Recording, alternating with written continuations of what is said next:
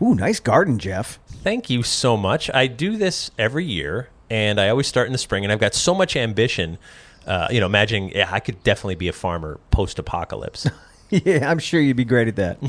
Well, at least the tomatoes are coming in nicely. Even I can't mess that up. Oh, I love garden fresh tomatoes. So do I, which is why I usually plant the most of those. And there's nothing like them, right? I mean, John Denver even wrote a song called Homegrown Tomatoes. Little salt, little pepper. The best. I agree. And it's why we do the work each summer. So, Ray, would you like a tomato? Sure, they look great. Are you sure? Well, I think so. Why? Well, there was a time not that long ago when people thought tomatoes were poisonous. Come on. No, they did. They were sure of it. So today, we're heading to Newport, Rhode Island to meet the man who convinced New England and really America that tomatoes are delicious. Hey, I'm Jeff Belanger. Welcome to episode 407 of the New England Legends podcast. And I'm Ray Auger. Thank you for joining us on our mission to chronicle every legend in New England one story at a time. We love weird history, haunts, UFOs, roadside oddities, and all the other wicked strangeness that makes New England like no other place. Now, if you've got a story lead for us, please reach out to us anytime through our website. Most of our story leads come from you. We'll go searching for the man who introduced us to the tomato right after this word from our sponsor.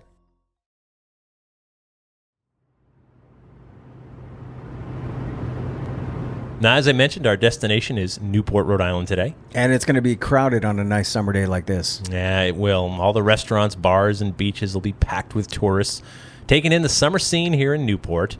But we'll be away from the center of town a little bit on a side street. Okay, so make a right up here onto Corn Street. All right. Wow, this is a tiny street. It is, and you can park anywhere you find a spot. Got it.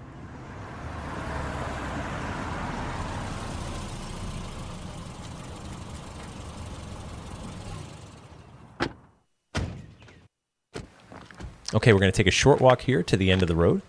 All right. Now, why would people think that these tomatoes were poisonous? So back in the 1700s, European aristocrats often ate off of pewter plates, which have a high lead content.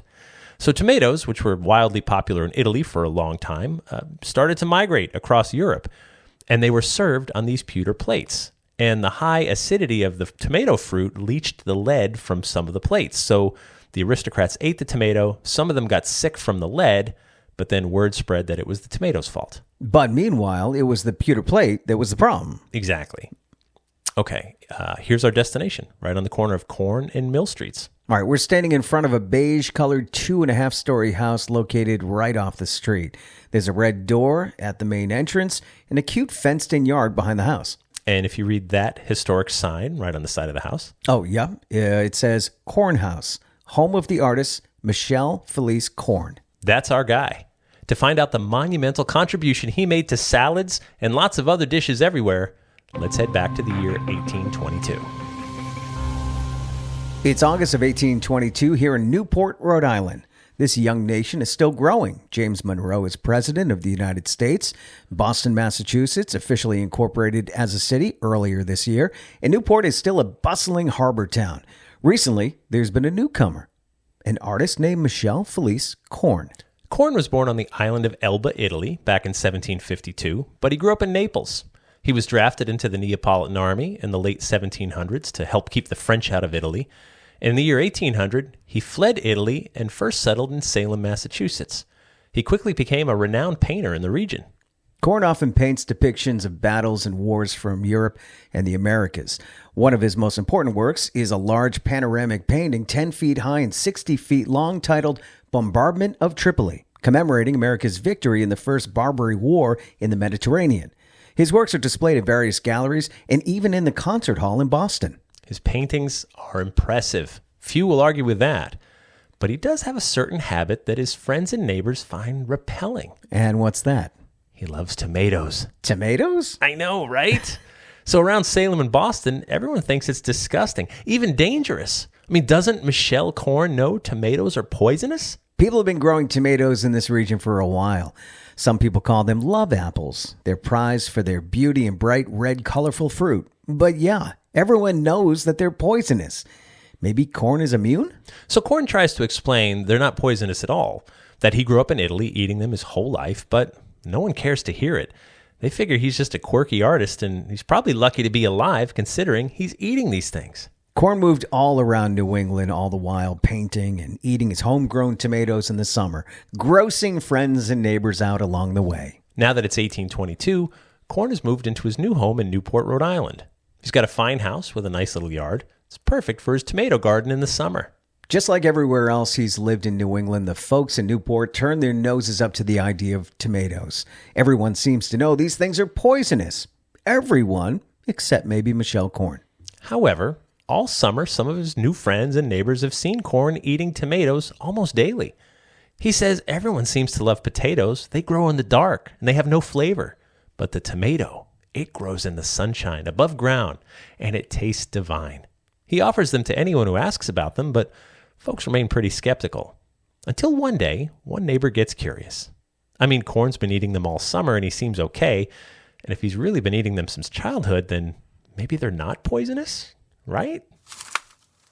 Sure enough, the bright red fruit tastes pretty darn good. After waiting a few hours and feeling no worse for the wear, this neighbor thinks maybe tomatoes are okay. Good even. Corn tosses a dash of salt on the cut-up tomato slices, and pretty soon, others start sampling the goods. By the end of the summer, the people of Newport are sold on tomatoes. In the coming springs, tomato gardens start to pop up around Newport for more than just decoration. Word is spreading that the tomato is delicious. Also, the climate of Newport is close enough to Italy that they grow pretty well here. Tomatoes are hardy plants. They can adapt. Pretty soon, word spreads beyond Newport and even beyond Rhode Island. In fact, one man down in a plantation in Virginia is also growing and eating tomatoes. He seems to have started around the year 1808. That man's name is Thomas Jefferson. That Thomas Jefferson? Yeah, that one. Huh. Between Jefferson and Corn, the tomato is soon adopted by not just New England, but the United States. Michele Corn is pleased his favorite fruit is getting more attention. He's credited with introducing the tomato to America. It's what he's best known for, which is a bummer because he'd rather be known for his paintings. Still, it's nice to be known either way. Corn also explains to his friends that back in Italy, they would bake flatbreads and put toppings on them like sliced tomato, maybe even melted cheese. Back in Naples, they called this crazy dish pizza. Everyone in Newport has a good laugh at that idea. I know, right? Tomatoes and cheese on bread? Ew. Disgusting. As if anyone would ever want that. And that brings us back to today. Yeah, who would ever want pizza? Well, I do. Pretty much all the time. I'm so with you. It's my biggest weakness. Pizza didn't really arrive in America until the 1890s, and it came over with waves of Italian immigrants. So I looked this up. The first documented use of the word pizza was in the year 997 in Lazio, Italy. It was very much an Italian dish before it spread. Now, bread has been around for many thousands of years, so that was already here. But you can't have pizza without tomatoes and tomato sauce. Right. You definitely need to get over any fear of tomatoes to reach the climax that is pizza. Also, one of the other problems with the tomato is that it can be messy. The middle class in the United States didn't really use table forks until the 1800s. They mostly ate with their hands. So pasta and sauce is really no good without a fork. Standing here today in front of his house on Corn Street in Newport, a street named after the man, right? It's humbling to think that we're at ground zero for the tomato in America. Reading the rest of the sign makes sense now. It says Corn House, home of the artist Michele Felice Cornè, who introduced the tomato into this country. Today his home is a private residence, but you can read the sign from the sidewalk. And I feel like there's a lesson in here somewhere. Go ahead and eat any bright-colored berries or fruit you may find in the world? Maybe not that. So I recall hearing an interview with astrophysicist Neil deGrasse Tyson, and I'm paraphrasing here, but he said, many people think of Earth as this amazing oasis and lush garden for all living things, but we forget there's as many things on this planet that will kill you as will sustain you. We've just learned over countless generations what mostly works and what doesn't. Still, I can't imagine a salad or a pizza or a summer without tomatoes. Amen to that. And now I'm dying for some pizza, Jeff. Thanks. Yeah. But first, after the legend, where we take a deeper dive into this week's story and sometimes veer off course. After the Legend is brought to you by our Patreon patrons. If you love our show, please thank a patron, or even better, become one. They help us with all our hosting, production, travel, and marketing costs, and occasionally a pizza. All we ask is just $3 per month, though some choose to give a little more. And for that, you'll get early ad-free access to new episodes, our entire archive of shows, plus bonus episodes and content no one else gets to hear. Please head over to patreon.com/New England Legends to sign up and to see some pictures related to this week's story. Click on the link in our episode description or go to our website and click on episode 407. As far as I'm concerned, they're still poisonous. I don't like tomatoes. Fine. I love them. I don't like them. Do you really? Could do. you just take a bite out of one? I have. Oh. So I do grow them every summer. And when I'm cutting my lawn, I have been known to just as I get near the garden, just reach over and grab one. And I grow a lot of like cherry tomatoes because those are the most. I don't mind those, like smaller ones. Yeah, they're it's great. The big, juicy. I don't like the texture, and I can't have pizza sauce or tomato sauce with chunks in it. Oh, see, okay. I like marinade. Then you're gonna hate this. Then literally last night, I took garden fresh tomatoes, and I took some chopped shallots, some basil that I grow, chopped up the basil, and I chunked it all up, big chunks, and cooked it with some fresh garlic and olive oil and a little bit of butter, and then put that right on top of the pasta. Okay. So very chunky, summery. Ugh. I know. More power to you. I'm glad you liked it. You're yucking my yum, but that's okay. That's okay. No, and by the way, that's like 15 minutes. You know what I mean? So like when we make spaghetti sauce in the winter, there's a whole thing. Yeah. Like it's a big pot. It cooks all day. It's a. They make them in like cans and bottles. No, but glass you can, jars. and I know like Rayo's is pretty amazing, like worth the money. However, yeah, and in a pinch, I'll do the jar. But we also make it ourselves, you know? And so, but yeah, that's more like the traditional Italian gravy, right? Yeah.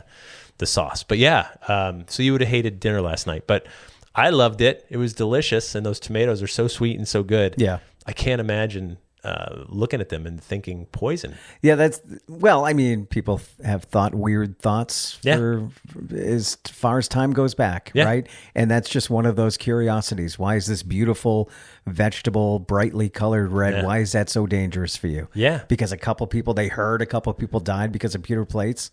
Well, they got sick. They didn't know. Excuse me. All they knew is they ate the tomato and they felt sick. Right, and right, they're like, right. This thing, we shouldn't eat this. They didn't know you were. But Michelle knew and tried to tell people it was the plates. It was the plates. Don't eat off a like pewter. A Seinfeld episode. It was the plates. You know what's great? Don't be rich, right? Poor people didn't have pewter plates. They ate off of whatever, right? And they would have been fine. Yeah, they're like, tomatoes fine. It is acidic, but. Another food that's curious, and maybe this could be a legend because I'm sure I don't know, you might know more than me, but lobsters were for the poor peasants, yeah. right? Yeah. And rich people were like, no, that's gross. Chickens of the sea. Maybe it would make you sick, but we wouldn't touch that stuff. And then it became what it became. It became a wealthy person's food. Yeah. When I grew up, growing up as we did in New England and being fortunate to be close enough to the ocean where you don't have to pay like $80 for a lobster. Or a red lobster. Right. Right. But when I was growing up, lobster was a summer treat. Oh, yeah. Always eaten outside on the picnic table or like on our outside table because Dad would literally take the hose after. And we had buckets, like they would be steamed and then eaten outside. We would be in bathing suits and T-shirts. Yep. And it was messy. And then you'd have to rub lemon all over your hands because your hands would smell like lobster. I love the bib. Would you wear the bib? No, we already were in grubby clothes. No, that's true. Yeah. So yeah. You're at home. It would be foreign to me to get dressed up to eat a lobster. I wouldn't even understand it. I'm like, no, that's not how we do it. We just and they're so expensive now. Yeah, they aren't cheap. But you can't grow them on trees or plants like tomatoes. But you can swim out there with your bare toes, and when one grabs one, just reach down and grab them. That's how you fish, huh? That's how I fish. I just no line, just toes. Twinkle my toes down into the water. And, ow! Got one. Yeah. Whew! I can do this 9 more times. That's how I catch like sea bass. I go swimming naked. I skinny dip. Oh yeah! Wow. This just took a turn. I'm not going to explain that. No, they got it. That's pretty clear. But yeah, it's funny to me this thing. I mean, I can't imagine a salad without a tomato. I'd be like, you forgot something. This isn't even right. Caesar salad. I'm even like, maybe that should have a tomato. No, that's a Caesar salad. No, a Caesar salad. You don't have to put your likes on everyone else. I know. But I do adore tomatoes, and in the summer, my dad always had a tomato garden. At the very least, he would do tomatoes. He would do usually other stuff too. Probably one of the most popular plants to grow in a garden, I would think. And they do pretty well around here. Just care for them a little. You don't have to go crazy. They talk to them once in a while. Yeah, compliment them. A couple of songs. Tell them you appreciate them. But I remember, when we would have the big fat beefsteak tomatoes and would slice them up, salt and pepper, and they'd come out on a paper plate, and everyone would be like, "Ooh!" Like it was the ultimate summer appetizer. You would just down that thing. Yeah. But yeah, you don't like tomatoes. No, poor thing. Oh, Bloody Mary.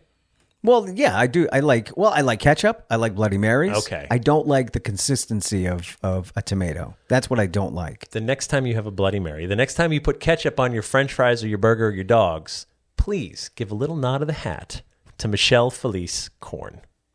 That was an amazing ending, by the way. Yeah, we should cut it there, but you won't. I won't, no, because you nailed it, and I wanted to show you some appreciation. Thank you so much. Was crazy. Nice. Please, before you go, make sure you hit that subscribe button wherever you get your podcasts. And please share our podcast with some of your friends. Post our episode on your social media, or just shout about it at a crowded grocery store. And if you ever run into me or Jeff out in public, please introduce your weird self. Also, check out our website to see dates for Jeff's ongoing story tour, dates to see my band, the Pub Kings, and a link to buy Jeff's forthcoming book, Wicked Strange, Your Guide to Ghosts, Monsters, Oddities, and Urban Legends from New England. We'd like to thank our sponsors. Thank you to our Patreon patrons, and our theme music is by John Judd. Until next time, remember, the bazaar is closer than you think.